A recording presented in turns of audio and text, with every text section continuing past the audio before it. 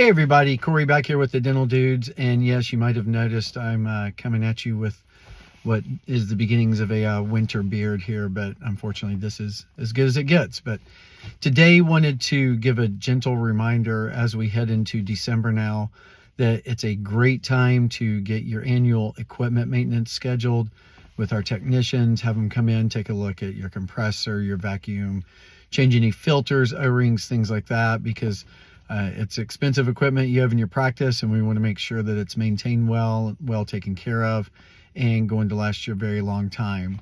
I also have a checklist of things that you should be doing daily, weekly, monthly, annually. Just send me an email in reply to this video, and I'm happy to send it out to you.